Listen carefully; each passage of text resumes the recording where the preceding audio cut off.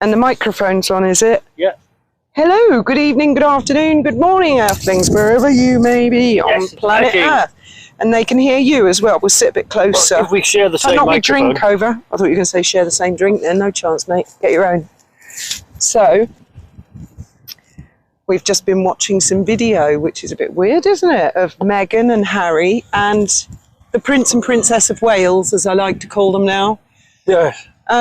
Meghan would have had to have curtsied, wouldn't she? What I will say, I mean, it was very odd. I think it was very diplomatic of William and Catherine, the Prince and Princess of Wales, to be that magnanimous to allow Meghan and Harry. And they looked pretty sheepish, didn't they? Especially her. Yeah. She looked like, I'm on my best behaviour. Yeah. I promise I won't mess this up. Well, I mean, they could have been booed, but I didn't hear any booing at all. I don't think I think they're well behaved, the people in Windsor, aren't they? I don't think any of the British public or Commonwealth would boo them while the Prince and Princess of Wales are there, or King Charles III, or Queen Camilla. Scousers would in Liverpool. I don't think they would. No, they'd be respectful. Any monarchist would be respectful. And they've gone as a human shield, basically. The Prince and Princess of Wales. They have. They've shielded Meghan and Harry. I mean, I think it'll just encourage them. It'll encourage her. She'll think, oh, I'm back in. I'm going to start being a lunatic again. Well, she never stops being a lunatic, from what I can see. But she does look like she's on her best behaviour at the moment. We all know it's an act. It's not going to last. There's a lovely lady who comments on both our channels, called Eva. I won't say her full name. She's absolutely lovely. What a horrible noisy motorbike. And she was saying... It's all right when the exhaust gets fixed. She was saying today that Prince Philip was largely known as the Duke of Edinburgh. And I was telling her that when I was when I was really little, we had the Silver Jubilee. That was 77, wasn't it? And yes. I remember that. And everything was... We all got the coin at school, didn't we? That's right. And I thought that the Duke of Edinburgh and Prince Philip were two completely different dudes who just happened to look exactly like each other. And I kept it to myself, thank goodness, so I didn't make myself look completely stupid. But when I was about 7 or 8, must have been round about the time of the Jubilee, I said to my dad, wow, they really look alike. And he just burst out laughing and said, well, he's got more than one title. But I don't know what your recollection is. I remember him being referred to on the news. They were always on the news, weren't they? Especially in the days of Diana. They always referred to him as Prince Philip. Yes. He was also known as the Duke of Edinburgh. Yeah. But is that? Am I right in thinking that? Absolutely right. Yeah. They could refer to him as either. Yeah. They never used any of his other titles. He had a lot of others, didn't he? I remember him on Wogan. I can't find it on the internet anymore. Oh, can't you? That was funny. He jumped up and threw his microphone down and said, "That's it, I'm going." This stupid man with his idiot board, and that's it. He marched off live on television with Wogan. Yes, he was could be very impatient, couldn't he? He was renowned for being grumpy, wasn't he? I'll tell you what is on YouTube. Terry Wogan interviewed Princess Anne at least once, if not twice, and she is hilarious. She's very sharp-minded, and Terry was a very charismatic guy, wasn't he? And she ran rings around him. I was in stitches watching it, actually. Every question he asked... I don't think I've seen that one. You've got to watch it. You've got to watch it. If it's still there. It is. I watched it. Terry's been dead for years, hasn't he? Oh, I know. I love Terry Wogan as well. And what are we going to have for dinner tonight? Have we got any of that pork left? Got some of that piggy left. Oh, you got sandwiches there? I've got cheese. Hey, don't kick my boat. Don't kick my boat. Sit up straight. Yes, I need to sit up straight and stand up straight. Slouching in front of the computer all day. Sit up straight. It's really bad for posture, that. I know, even when I'm doing DIY and cleaning, I'm slouching. There was something... Oh, yeah, City of London. Oh, yes. I'm not going to say which company I'm a member of. No. But I have got the freedom of the City of London with one of the 12 great companies. There's about 100 or so, 120 of them. But the 12 original. And I got apprenticed by my dad, who had the freedom of the City of London, and he was apprenticed. Remember I was telling you about 86 High Street and the ghosts? Roy and Betty, who lived in the flat before the Collies. Well, Uncle Roy was the senior partner, and for my dad to qualify, he had to do his articles. He had to work for Uncle Roy for free for 2 years. Roy used to give him a Christmas bonus, which would have been the equivalent of about 10 grand today. You know, he's a nice guy. But part of the sweetener as well was he said, I will apprentice you because I have no children. And it's a very, very, very old line of apprenticeships. It goes back to 1200 and something. Now, I'm no expert on the City of London, but I apprenticed my daughter, and I will be apprenticing Benjamin 2025, I think. Now, we went all as a family, didn't we? Yes. And Graham really looks very nice in a suit. We never checked his suit. We were more concerned about what Benjamin was going to wear because he was that kind of awkward size. He was like quite little, but not big enough for the suit. So we never looked at your suit and what happened on the morning that we had to go to the company for a formal lunch. I got it out of the bag and put it on, and I realised that it was a navy blue jacket, just normal jacket, but I had a big white band around the arm where it had been in the sun. I know. In the wardrobe. Sammy said, oh, you've got paint, Dad, you've got paint on you. It was like really bad. It was pure white. And we were like, oh no, we've got to be there in half an hour. And the City of London is not famous for clothes shops, is it? No. It's famous for a lot of other things. The City of London, I've just got to explain, is not London City. Everyone knows what London City is. They've got Big Ben and Harrods and all that, and Buckingham Palace, Mayfair. Everyone knows the Monopoly board. The City of London is a square mile in the heart of London. And as I understand it, it's almost a little independent country within the United Kingdom. They have their own police force. Mm-hmm. There are entry points with secret markings. It's fascinating. And they've got their own Lord Mayor. Yes. Different to the Mayor of London. Yeah, the Mayor of London is Sadiq Khan still, isn't it? Mm. Yeah, it's nothing to do with that. The Lord Mayor... He's got a gold carriage, the same as the Queen. He does. He does. So he's a big deal in London. So the King and the Lord Mayor, they call him, of London. Not the Mayor, the Lord Mayor. Different office, completely different. He wears a tricorn hat with feathers and everything, like they were doing. And the reason I think that Charles, being a bit of an ignoramus, because it's really complicated, the City of London. It's a whole thing all of its own. That's where the Bank of England is. Can I say it really simply? Yeah, go on, you're better at these things. You've got the King and the Treasury, the King's money, right? And the King had run out of money. And so the city, these were the people who had all the money, the businesses, they were all in the city. They had loads of money and they bailed the King out. This was years ago, Charles the Second, I think, something like that. So ever since then, they've had a big say in what happens, and so that's why the first proclamation is followed by the second proclamation in the Corn Exchange in the city, because they have to be told first. Yeah. And they tell it everywhere then after that. Yeah, well, they're sort of asking for consent. Firstly, from the whole of the United Kingdom, which was, I think it was Penny Mordaunt that read out all the things Charles had to say, I agree.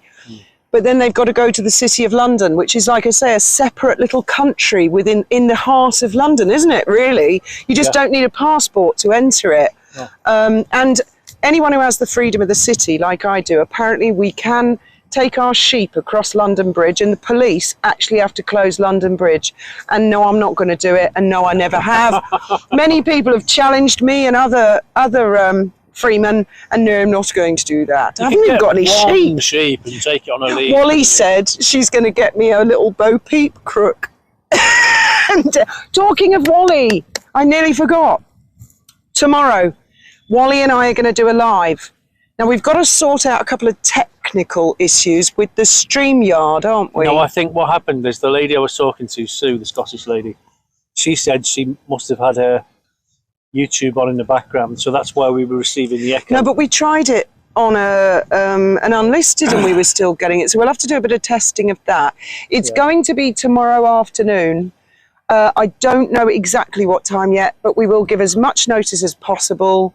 And might get some more people in as well. Well, yeah, I mean, it's time differences, isn't it? And notice as well. And I don't want anybody having to stay up in the middle of the night. So perhaps you can all make suggestions for your time zone and put your country in time zone.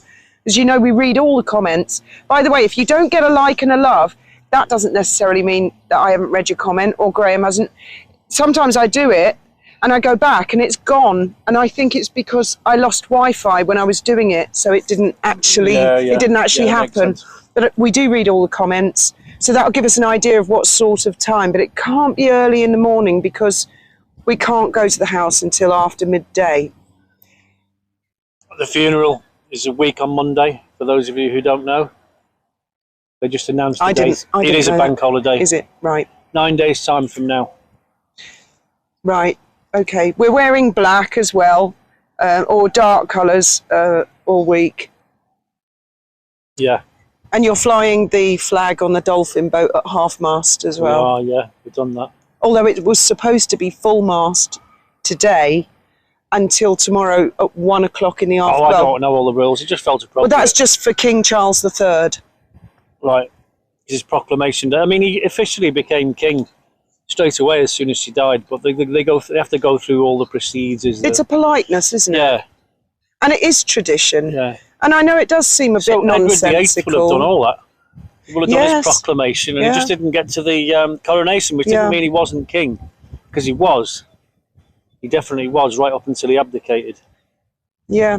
In fact, my favourite monarch of all is, I think he was William III. Or was he William IV? Prinny's little brother.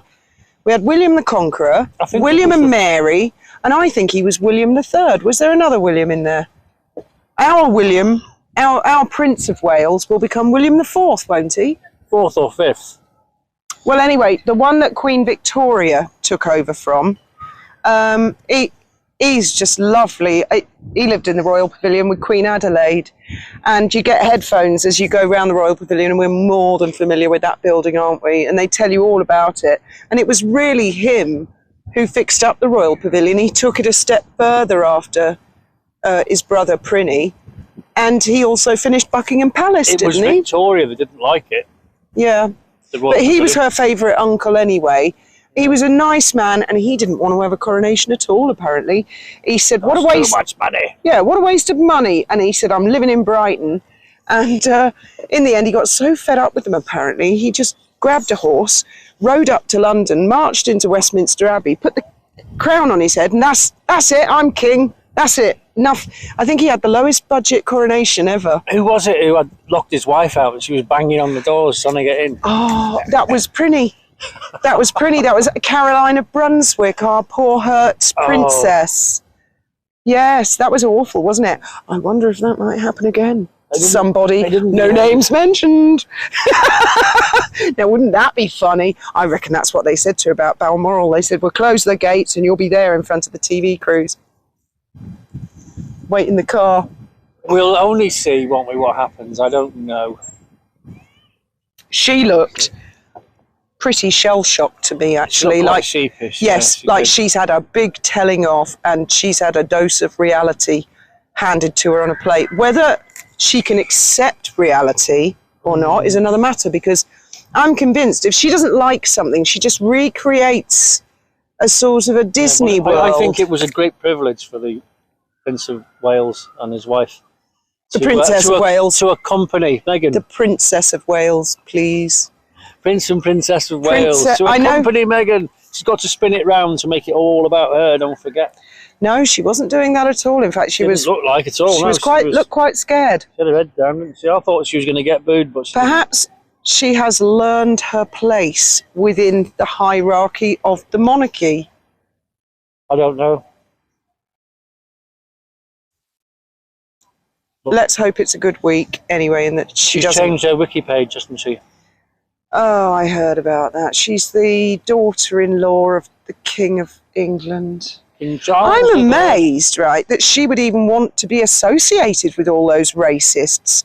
I mean, if I was in a family and they were all being rude and racist, well, I'd walk out. I wouldn't have anything to do with them. I'm amazed that she wants to be so desperately be there. She's got pictures of them all over her house. Well, that was when Oprah came round. There's me with the Queen, Graham. That was a blind. That was a blind item. That was a blind item, and because you're a dude, you don't really know what that is. It's sort of a gossip, but they are usually 99% spot on. It's they get a little bit of tea and they spill it. Oh. But yeah, that was the rumour. I don't do woman thoughts. I know you don't. I know you don't, mate. And that's why I love you. That's why everyone loves you, man. It's too devious and backstabby, isn't it? And horrible. I don't know what you're talking about. I'm not devious or backstabby. You're not, but you seem to know what all the rest are up to. I know a thing or two. I got a bit of hot tea tucked away, but we'll save that for another day. Firstly, we're in mourning, so it is not appropriate. And secondly, just up straight, don't slouch. I'd like to follow the example of our late Majesty. Least said, soonest mended. Keep it zipped. Yeah. Absolutely. And it's never kind to pick on people who aren't all there in the head anyway, is it? Right, I think that will do, if you wouldn't mind doing the honours. Have a lovely evening, wherever you are. May your God go with you.